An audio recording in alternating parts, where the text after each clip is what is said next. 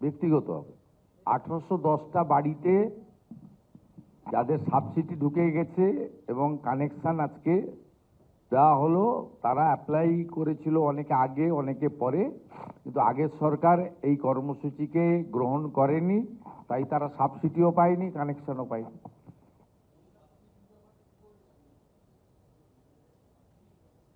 প্রত্যেকটা মিটিংয়ে বলা হচ্ছে।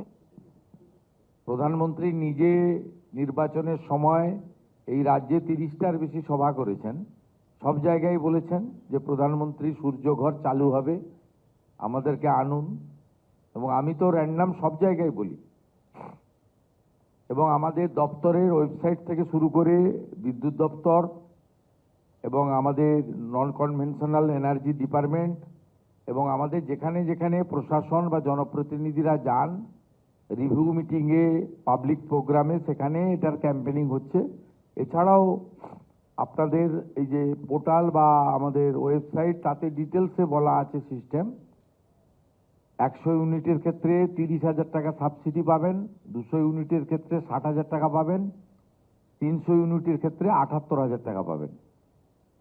আমরা বাজেটে প্রভিশন রেখেছি আগস্ট মাস থেকে এসসি এসটি পরিবারগুলি তারা 100 ইউনিটে 5,000 অতিরিক্ত, 200 ইউনিটে 10,000 অতিরিক্ত, 300 ইউনিটে 15,000 অতিরিক্ত পাবেন। অর্থাৎ এসসি এসটি পরিবারগুলো 300 ইউনিটে আরও 15,000 টাকা অতিরিক্ত পাবেন রাজ্য সরকারের পক্ষ থেকে। এদের এখানে বর্তমান 100 ইউনিটে 50,000 টাকা লাগছে। সাধারণের ক্ষেত্রে 30,000 টাকা ভারত সরকার সাবসিডি দিচ্ছে, 20,000 টাকা বেনিফিশিয়ারিদেরকে লাগাতে হচ্ছে।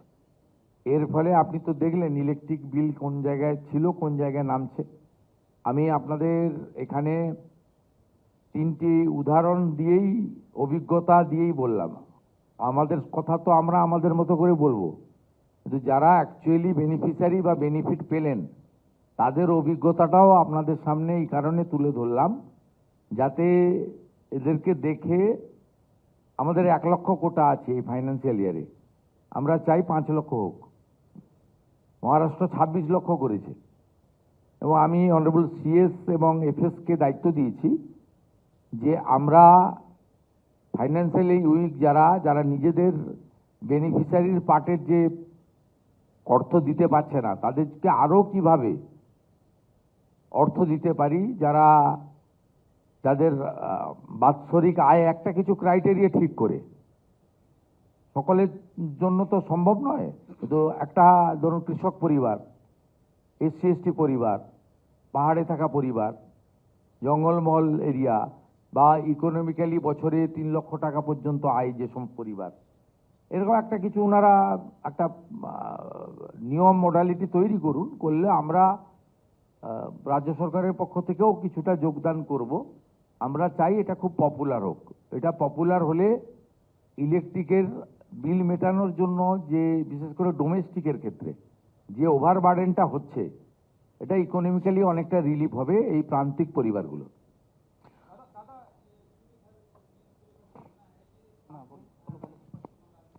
देखिए, आज पश्चिम बंगाल में सरकार का 9 हफ्ता हुआ है, ज़्यादा दिन नहीं हुआ है, 100 दिन भी पूरा नहीं हुआ है। हमारी संकल्प पत्र में और प्रधानमंत्री जी जो कैंपेन का लीड किया था, उन्होंने खुद बताया था क्या क्या होने वाला है पश्चिम बंगाल में। जल जीवन मिशन का काम होगा, प्रधानमंत्री आवास का काम होगा, प्रधानमंत्री ग्राम सड़क योजना का काम होगा, आयुष्मान भारत चालू होगा, 125 दिन का काम, विकसित भारत जी राम जी। ये जो बहुत सारा मुद्दा है जो बेनिफिशियरी ओरिएंटेड है, सीधा फाइनेंशियली वीक जो हमारी जनता है उनको सीधा मिलेगा। ये सब इसके अंदर प्रधानमंत्री सूर्यघर भी था। पिछले सरकार सेंट्रल गवर्नमेंट के ये प्रोजेक्ट को एक्सेप्ट नहीं किया, और जिन्होंने पोर्टल में अप्लाई भी किया उनको प्रोसेस भी नहीं हुआ। वो लोग तो खुला सेंट्रल गवर्नमेंट का हर प्रोजेक्ट से बाहर था, जैसे प्राइम मिनिस्टर क्रॉप इंश्योरेंस योजना, प्रधानमंत्री ग्राम सड़क योजना, प्रधानमंत्री आवास योजना, हमारी आयुष्मान भारत योजना, इस तरीके से बेटी पढ़ाओ बेटी बचाओ, बहुत सारा क्रांतिकारी जो लोक स्वार्थ में किया गया है, वो प्रोजेक्ट में पिछले सरकार ने पार्टिसिपेट नहीं किया। क्यों नहीं किया उसका पता मुझे नहीं है, उसका आंसर भी देना मुश्किल है, लेकिन हम लोग काम करना शुरू कर दिया। आज 1810 फैमिली को प्रधानमंत्री सूर्यघर प्रकल्प योजना के अंदर सोलार जो लाइट उसको हम लोग 6 PM में इनॉग्रेट कर दिया। मेरा साथ मुख्य सचिव जी है, सरकार का पूरा आधिकारिक लोग है, और जो डिपार्टमेंट है नॉन कन्वेंशनल एनर्जी उनका प्रिंसिपल सेक्रेटरी और जो प्रोजेक्ट डायरेक्टर है, जो लोग ये काम को पूरा किया, और पावर डिपार्टमेंट के साथ इसका रिलेशन है, पूरा पावर डिपार्टमेंट साथ है। मैं वर्चुअली कुछ बेनिफिशियरी का साथ बात भी किया। एक दार्जिलिंग का बेनिफिशियरी था, एक मालदा का था, 4 था, एक ईस्ट मिदनापुर का, एक बीरभूम का। वो आपने जो एक्सपीरियंस अनुभव बताया वो आपका सामने ही आ गया है। इसलिए हम लोग एक छोटा कार्यक्रम, लेकिन इसका मीनिंग बहुत बड़ा है। महाराष्ट्र में 26 लाख बेनिफिशियरी जनता को मिल रहा है। बंगाल को भारत सरकार ने इस फाइनेंशियल ईयर में 1 लाख का कोटा दिया है। हम लोग इससे ज़्यादा भी करूंगा।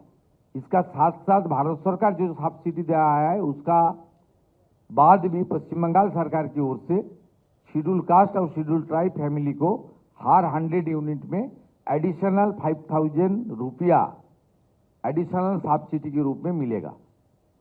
अभी भी पश्चिम बंगाल सरकार सोच रहा है जो फाइनेंशियली वीक फैमिली है, जो फार्मर्स फैमिली है, जिनको सब्सिडी देने के लिए जिनको थोड़ा दिक्कत हो रहा है, उसको साथ भी किस तरीके से हम लोग सपोर्ट किया जाए, इसका चिंतन भी करने के लिए मैं माननीय मुख्य सचिव जी, माननीय अर्थ सचिव जी को जिम्मेदारी दिया है। वो लोग सोच के बताइए, हम लोग करना चाहता है।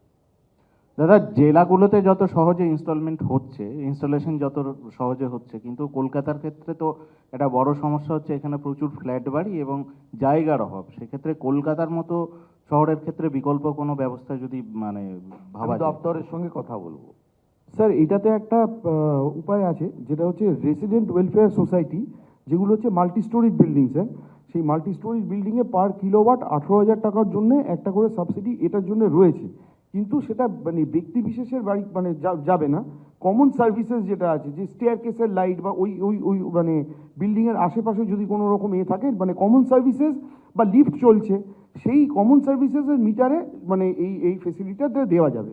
তো ইন্ডিভিজুয়াল বাড়ির বাইরে এইটাও আপনি এই স্কিমটা ভালো করে আপনি বানিয়ে আপনার কেএমসি কে বলুন ক্যাম্পেন করতে।